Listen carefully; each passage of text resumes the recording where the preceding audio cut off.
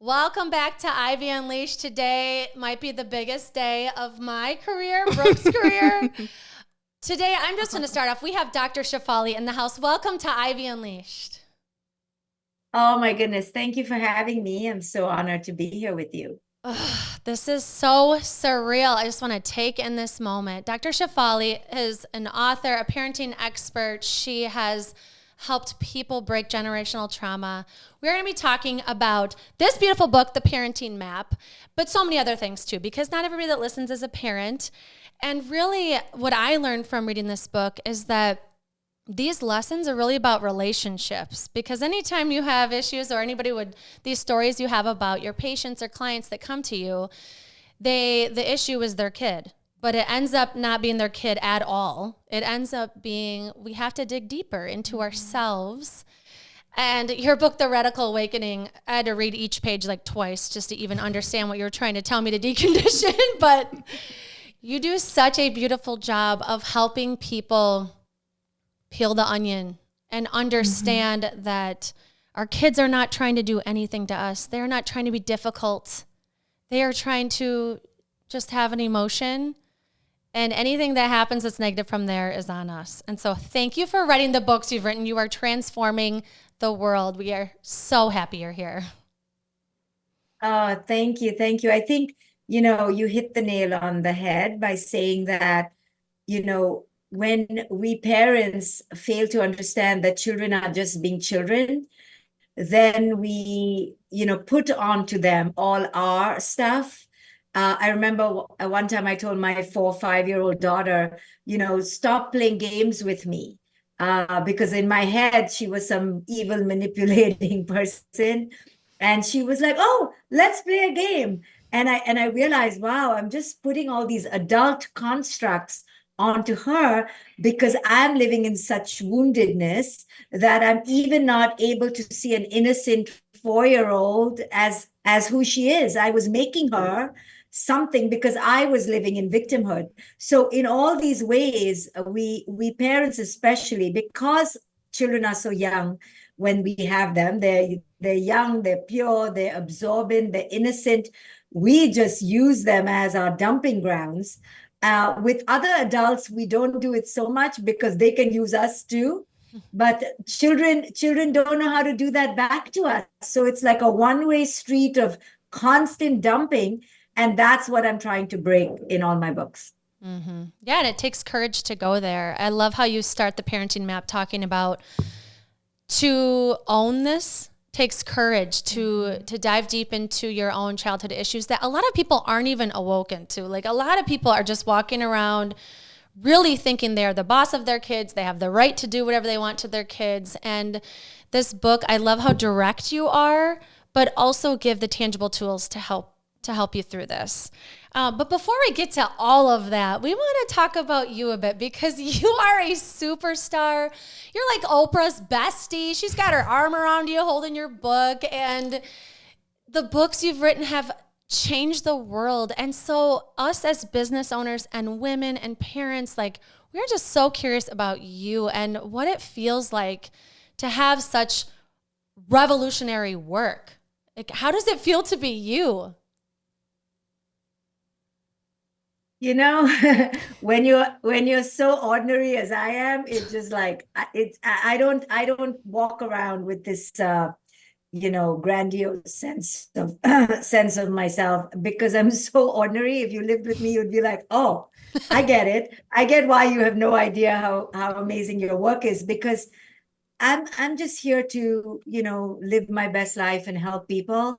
So I don't necessarily have this idea of myself as anything special. And anyway, I know that when people like you or others express their admiration or their gratitude, it's because the message has moved them. So I'm so grateful to be a part of that change and transformation.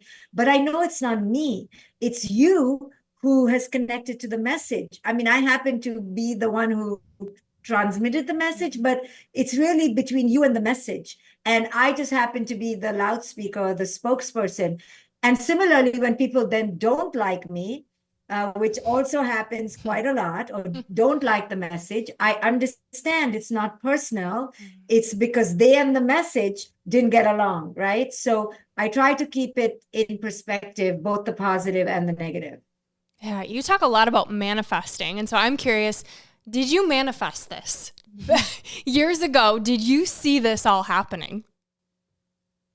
Well, I'm not a foreteller, but did I want Oprah? Yes. And and I used to talk about it all the time, and I used to wait for her phone number, 312, when she used to be in Chicago. And then I got the phone and I saw it and I was like, that's it. That's it. I knew before it even happened. But did I manifest it? Yes. By talking about it, yes. I had Oprah on my lips all the time, but I also knew that everybody else has Oprah on her lips. So don't think you're so special. I knew I had to keep doing the work. I knew I wanted to be an author. That I knew for sure. I wanted Oprah, but I knew that was my greed and my obsession. And I just kept marching. I think that's what people need to do, is just keep marching forward. If you get the Oprahs of the world, fabulous. But if you don't, that doesn't mean you stop doing the work. I can't believe it, right? I was so lucky to actually have her. And every time I'm with her, I'm in shock. But I do believe that even if she had not come into my life, I would have kept doing the work. And I will tell you, I've been on her Super Soul many times, right? Mm-hmm. But that's not because I'm just lucky. It's because I keep doing the work. So I keep having books, which she keeps picking up, but I have to write those books. Mm-hmm. So what I mean by that is you have to keep producing work that gets out there. How will people talk about you or know about you if you're just sitting silently in your home, or you just wrote one thing, right?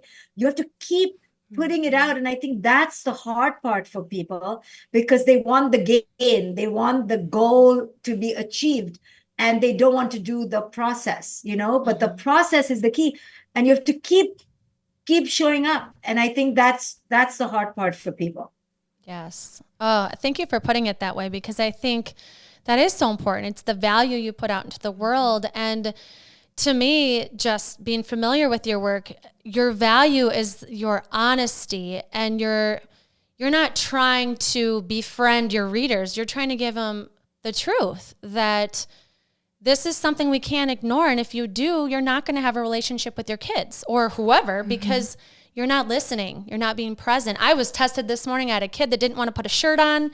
I had a kid whose feelings I hurt that wouldn't tell me what was wrong. And I was like, thank God I read this book this week, because I had to really be present and practice these skills. And I'm so thankful that you put it in a book in a way that we can understand ourselves. We can put it into practice. We can have other people's stories of how they come to you and they're like, my kid's a problem.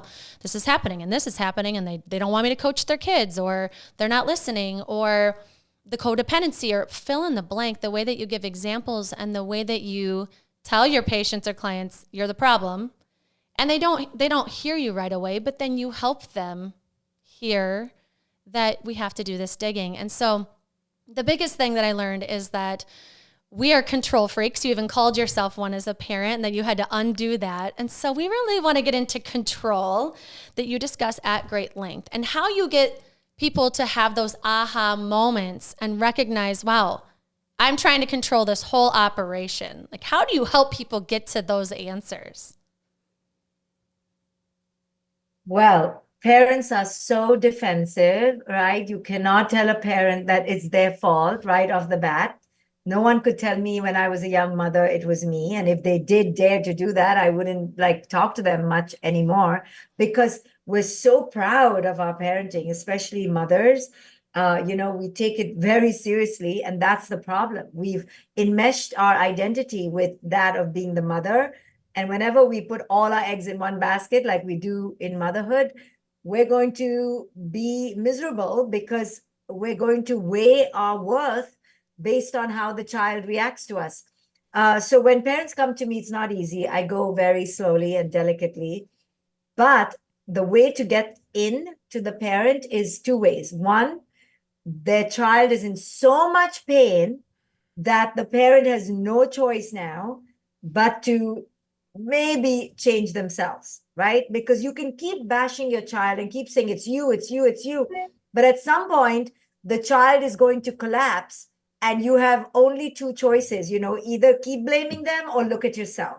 So when children are in a lot of pain, I appreciate that because I know it's an opportunity for parents to wake up. And the second way that parents typically wake up is when I show them how they were in pain in their childhood.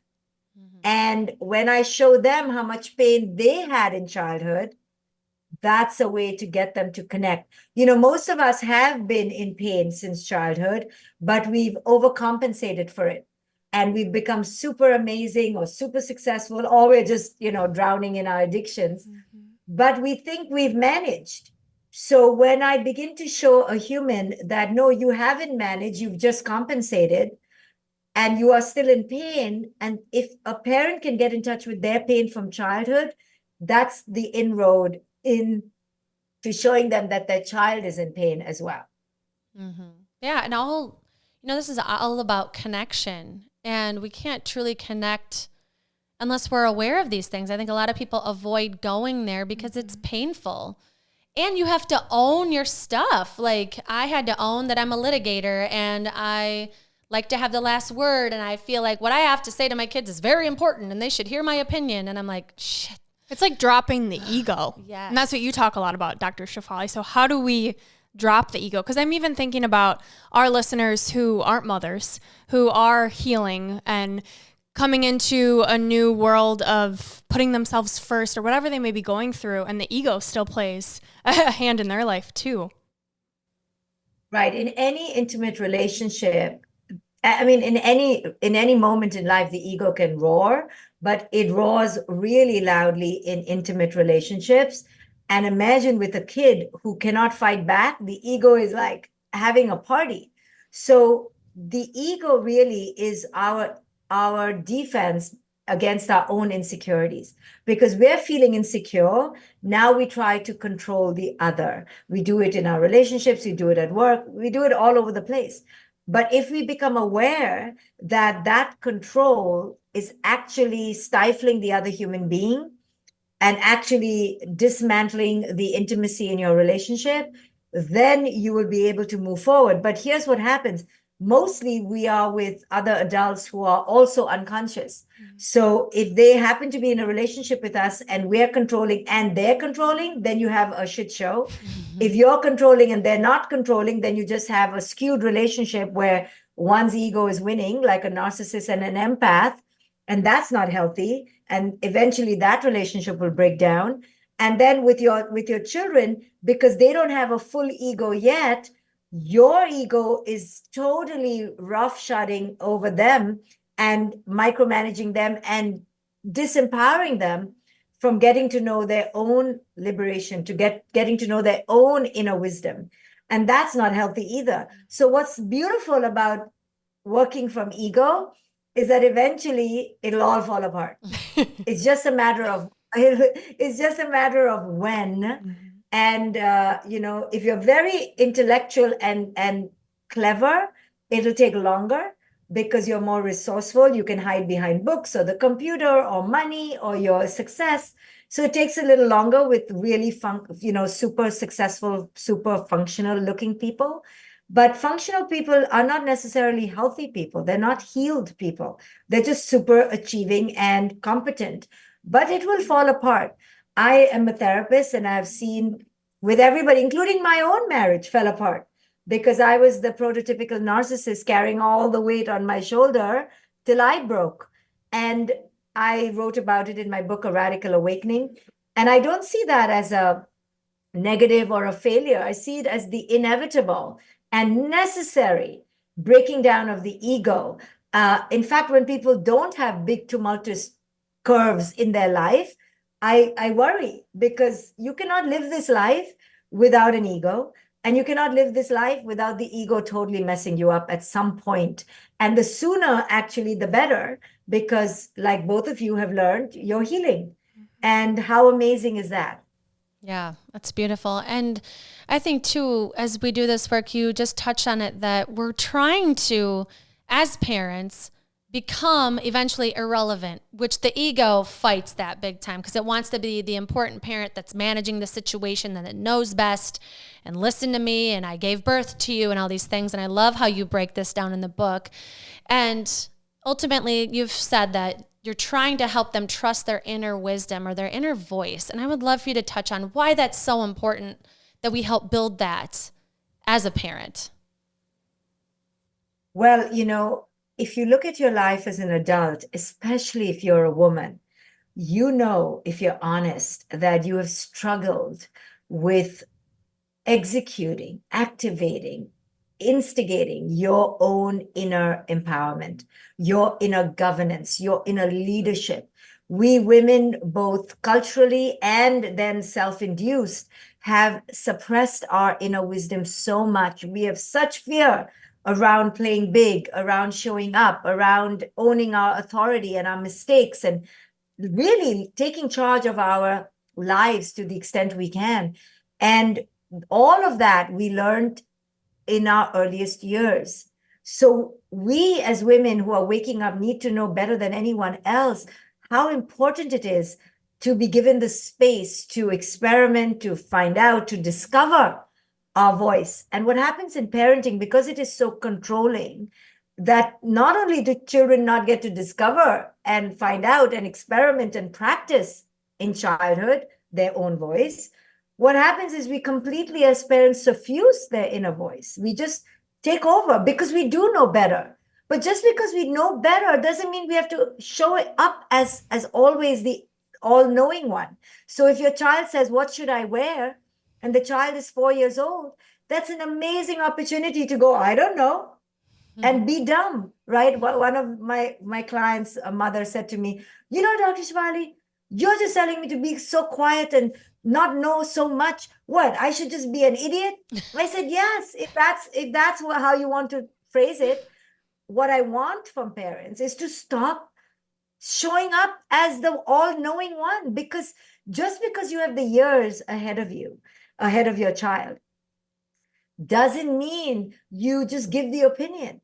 And in all little and small but powerful ways, we can hand over the baton of self-knowing to our children. So what are we eating for dinner? You're like, "I don't know," right? I mean, don't be an incompetent ignoramus and burn your house down, but in little ways, try to give them the baton. "I don't know. What do you think? I don't know. What do you think?" And that activates the child's own inner resources and inner responsibility. It's good if your child, to some degree, feels like mom is going to say, "I don't know." But you see, our ego wants to know. Our ego wants to be seen as, "I got it. I got it. I'm going to fix everything." I'm one of the fixer parents in the book. You're a litigator, which is part of the fighter group, but I'm a fixer. So I, thought I was being so good. But what I was doing was just wanting to be seen as good. And actually, I was doing a lot of harm because I was robbing my child of their ability to manage themselves. And even today, my daughter's 21, she'll say to me, "Mom, you're treating me like I'm a 5-year-old." And then my ego will get offended and wounded. "Oh, I was just trying to help," right? Because I don't want to look in the mirror and go, she's right. I'm infantilizing her right now. Yeah, I think about that control, and that's when we're focusing on the outcome, which you speak of being outcome oriented versus process oriented. When we think about process, living in the moment, trusting, this idea of trusting, how have you in your own life put that into practice and helped your clients put that into practice as well? Well, again, as a woman, I've realized that I did not trust my voice because I wasn't told I was good enough, and I believed that. So I know how important it is, even if I screw up the next moment, to trust my inner voice. And I train myself and I train my clients and the women I work with, especially, and the children I work with. Look inside yourself. What do you feel? What does your body need? What are you thinking right now? What are you feeling? Lean into it. And by training that muscle of looking inward versus immediately pouncing out of our bodies and looking for the other to approve of us, we learn more and more to go with that flow. And if you've lived long enough, you begin to realize, oh, all the times I didn't go with my inner knowing, I kind of messed it up because I was doing it against my own temperament, my own basic nature. You know, you have to do things ultimately according to your own nature, even if it's the most stupid thing according to your partner or your mother or your father. You're like, sorry, I cannot do it your way, because ultimately we have to live with ourselves. So I teach my daughter all the time, listen, you have to live with you. You know, I'm not living with you. You have to live with you. So if you're okay with you, that makes perfect sense to me. I'm not the one going to live with you. So you cannot buy furniture or cutlery or clothes that make me happy. You have to live with yourself and sleep in your own bed. So when a parent is fulfilled in their own life, that's when they can let go of their children and their children's decisions, their children's moods. But if the parent is not fulfilled in their life, then they're going to enmesh with their children and want to live vicariously through their children. Yes. And if I could emphasize anything, it's just read all of your books, because the way you talk us through how to do this is so powerful. A lot, we just don't know how to decondition ourselves or learn these things. And, as a parent, you have these, you yell or you explode or you do something that you're like, God, you're frustrated or you're tired or whatever, stinking enough sleep. But in your book, you explain like these explosions or this yelling, like that has absolutely nothing to do with them. That is all you. And I do think there's one way of going, and you could be really critical of yourself. And I am completely guilty of this, that multiple times at night, a week, I'll be like, God, I could have been more patient. I could have been more this. I could have been more that. And you have a section in your book that put me in my place. They put the N word on it. You said it's narcissistic to have guilt about your parenting tactics because you're not digging deep enough into what the real problem is within you. And so I would love for you to talk about that mom guilt or the shame that we have, and how, basically your opinion on that. Well, I'll make it more general, right? So, and I'll use my own example and scapegoat myself. So, for example, when I went through my divorce, the thing that stopped me was this guilt, like I should have known better. I should have done that differently. How could I do that? Right? So whenever we look back at life and go, oh my goodness, right? We have regret, we have guilt. And why I call it narcissism is because there's an underlying presumption that I should not have done those things. Like, so when I used to tell myself, oh, how could you have done those stupid things or whatever, those mistakes you made in your marriage, there's a presumption when I'm beating myself that Shefali, should have done better. And there's a narcissism in our guilt. Like, I should have known better. I should never be like other parents and yell at my kid, or I should not have fallen in love with that guy or done that career or whatever. But the truth is, and here's where the narcissism can leave us, is that we're very ordinary and we're very average. And we make the same bloody mistakes as every person we judge out there. So stop pretending like you shouldn't have made that mistake and you deserved a better relationship or a better child or a better mother. You should have been a better mother. No, you were that mother because you are pretty ordinary. And once you accept that, you're like, oh yeah, of course I was a total, silly girl with an ego, but you do it with compassion, right? You don't swing from guilt to then shaming yourself. You stay in the healthy acknowledgement that you're a human.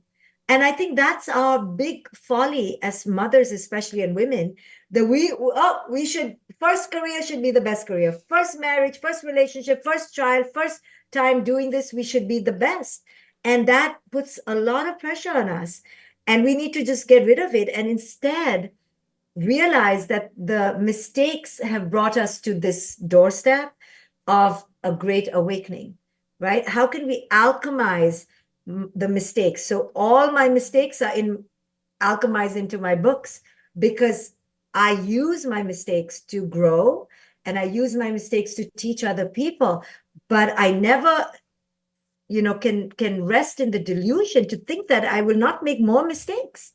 And if anyone out there is riddled with guilt, they need to understand that hidden in there is a lot of presumption about your superiority, that you should have been superior when you were just ordinary. And it's okay to be ordinary. I haven't met a single extraordinary human except Oprah. There it is. I mean, she really is extraordinary. I mean, she is, I tell her all the time without sounding like a gushing. And why is she extraordinary is because she has worked on herself. Mm-hmm. She has healed herself. She is in service. She is in gratitude. She doesn't pretend to be someone else. And that's what I'm trying to teach other women. Look at your models and emulate them. Mm-hmm. And that's why when I'm on stage, I'm never preaching from a pulpit. I'm really down with the rest of the people because I am absolutely 100% exactly like the other parent. The only difference is that I'm learning to grow faster. That's all. Because I'm not wrapping myself and wasting time in guilt. I'm like, yes, you were fucked up. You were ordinary. You were a human being. Let's learn. And I just move on. And that's the difference between somebody who stays in the panic and the guilt and somebody who rises up and uses that. Mm-hmm. And that's why you're such a role model to us, because we always say the only difference is we're not choosing to stay stuck.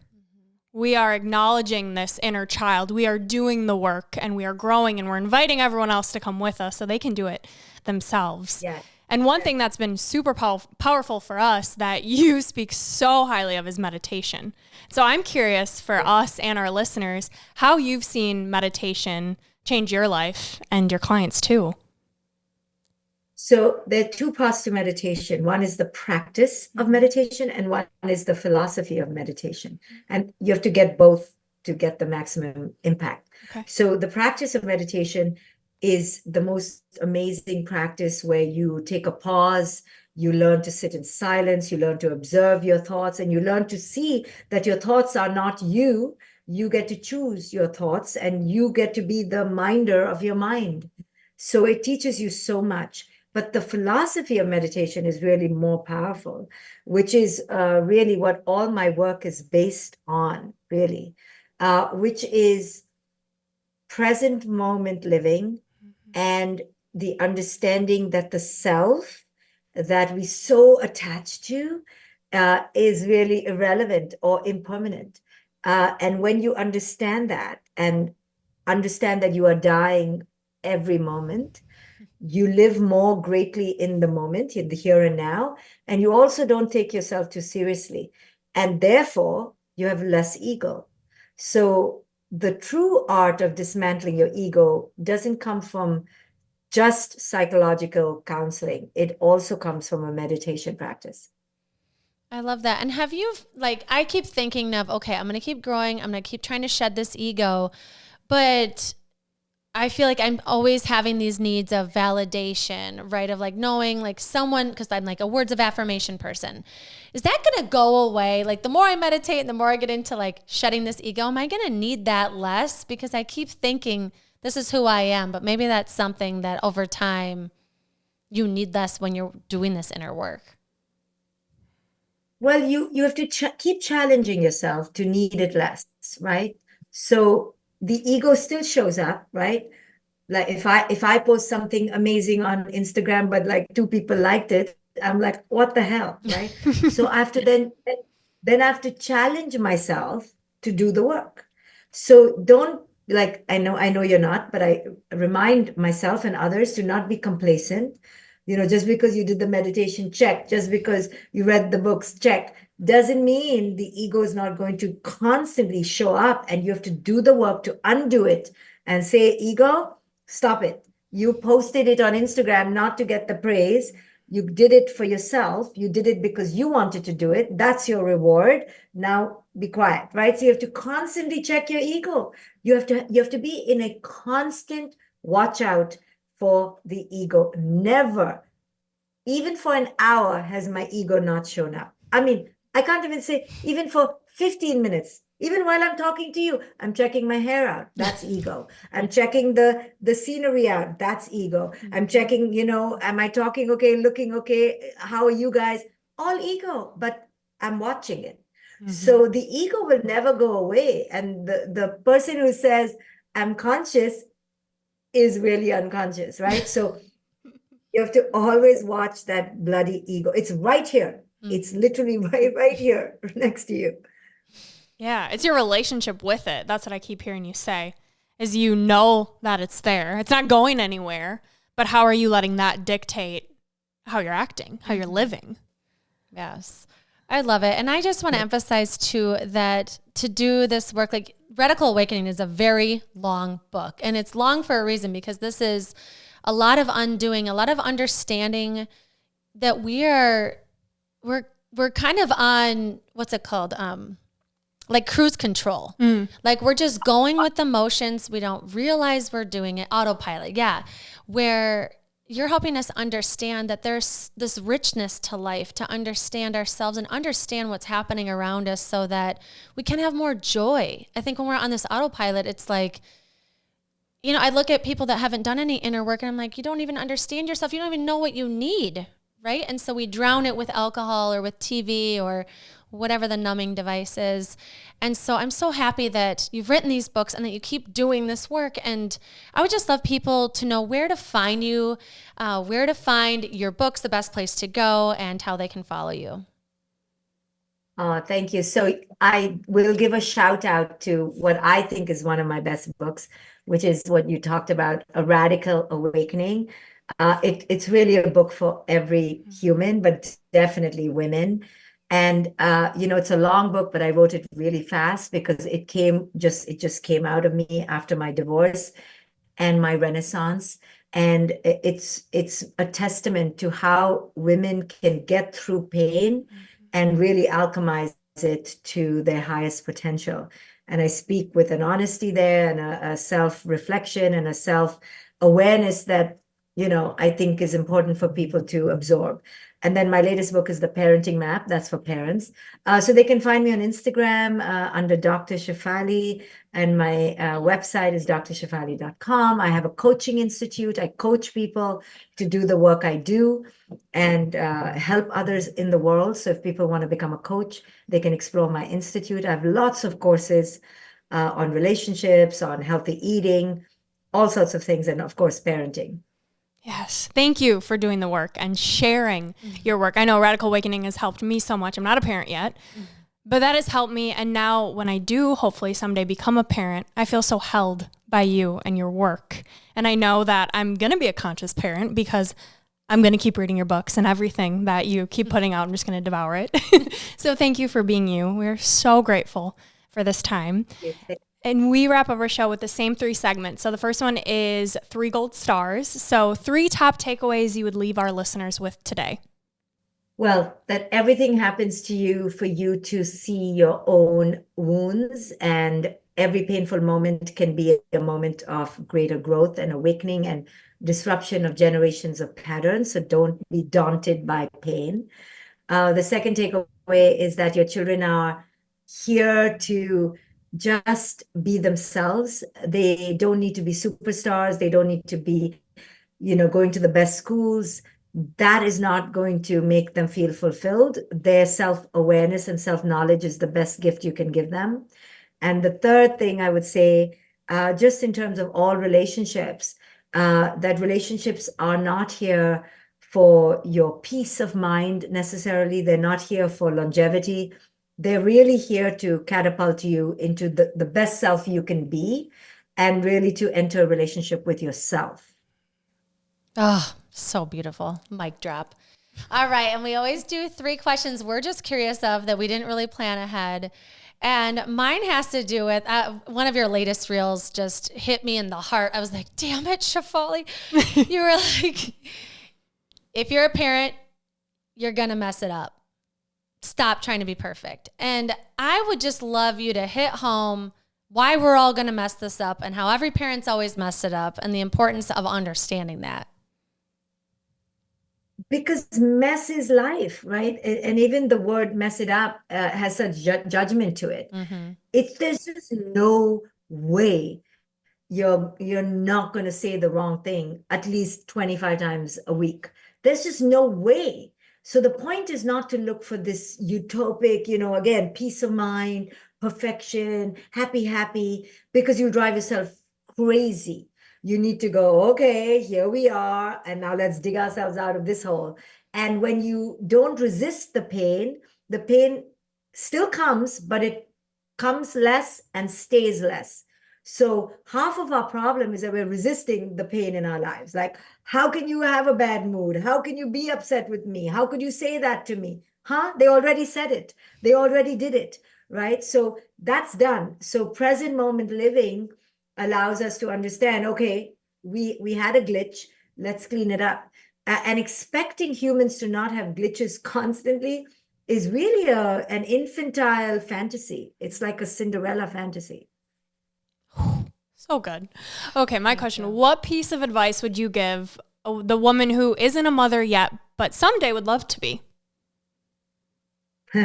She should really think hard and think deep and make sure she is with a partner who is doing his or her work and is going to read these books. Make sure that your partner reads conscious parenting books, and you interview your partner's mother and you do the work, because you think you know your partner. You don't know your partner as a parent. It's a whole different animal. And you don't know yourself as a parent. So don't rush into it. Don't have 15 children in the first, quick moment. Take your time. I have only one. One is enough. One is enough. If you want to add two, go ahead, but do it at your own risk. And don't have a fantasy about how this is going to be, because it is so hard. I love that. And last question, Dr. Shefali, if you could go back to your younger self and tell her something, what age would she be and what would you tell her? Oh my God. She wouldn't listen, but I would tell her, you are, you are so trying to fix everybody and save everybody that you will drown. And if you don't get some big girl pants on and grow some boundaries, you are going to just, mess it all up, which I eventually did in many ways, because I did not have boundaries, and I was so caught up in being the good one, that I forgot about myself. But these are things you can't tell a young person. They are only the trial by fire and pain will get us out of our patterns. No matter what anyone had told me, I wouldn't have listened. So I have no regret, and I really think pain is phenomenal because it burns the ego. I thought I was really a good person. I didn't see it as my ego, and I was so confused, and I wouldn't have it any other way, because it couldn't be any other way. What it was exactly the way it was supposed to be, and I've made complete peace with it. And I encourage everyone to make peace with it, because it cannot be any other way other than what it was. So regretting and going, I wish I had done that. I wish it is a fool's errand. We have to accept it was precisely the way it was, to bring you precisely to this moment. And you have to find the beauty in it. You have to own your story and stop moping, that it wasn't the way you wanted. Yeah. I heard you say putting boundaries in place. And I'm just curious, before we sign off, what is the greatest boundary you've put in place looking back? Ooh, good question. Several. One is, only give help when people truly ask for it and they're begging for it, right? So I'm like, if they're not paying me, I'm not opening my mouth. So I have to shut my mouth a lot, because I want to help everybody and I want to fix everybody. So I'm like, if they haven't booked a session, don't open your mouth, because I think I know everything. The ego thinks it knows everything. Number two, I have only now made a rule to be in relationship with other givers and not with takers. So I go, oh, taker, bye-bye. because the giver in me is like, oh, I'm so excited. I get to give you and you get to take. And I have to like really control my giver. And I've created a boundary that do not give unless you are receiving. And the third one is just to learn to say no, and not feel apologetic about it, and not have to go into a 10-hour, litany of apology because I'm saying no. Wow. That was a bonus question. So thank you for giving. Oh, We appreciate yes. that. And thank you for saying yes to us, because this has been a dream come true. To be able to look at your face and hear from you directly is such a gift. And we know your time is so valuable. And we're happy that, a lot of things you said you wouldn't listen to.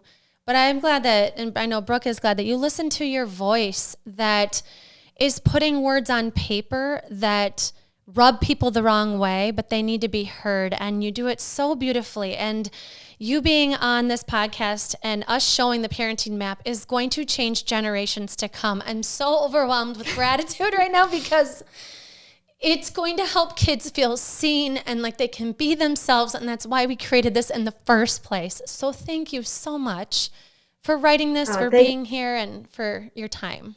Thank you. And you have to know that because you're so moved, that's why you will change, your children will change, and you will help her change, and then she'll help. So I need women to be moved like you. So I'm so grateful to you, because it's women like you who have made this message become a global movement. So thank you for spreading the word. I need you. Please go ahead and help me, because I'm not ashamed to say I need more people like you, because when you experience it in your life, you are the best ambassador of this message. Oh, wonderful. Well, we always end every episode with a piece of gold, which is a quote, which we have a ton of them in your book. All right. And to sign off with Dr. Shefali, this is a paragraph from the Parenting Map, page 141.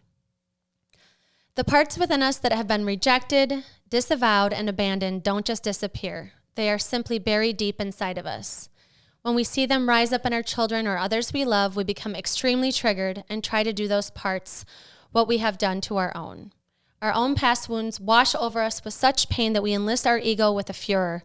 Our ego roars to the scene with great velocity and attempts to drown out our inner pain by lashing against our children's pain. Instead of connecting to their pain and seeing it for what it is, separate from us, we thrash against our children with control and degradation, and they end up feeling unseen and invalidated. The tragedy is that we don't even realize what we are doing. This all happens unconsciously. Such is the power of unresolved inner pain. This is Gold Ivy signing off. Listen to your truth and go chase your gold.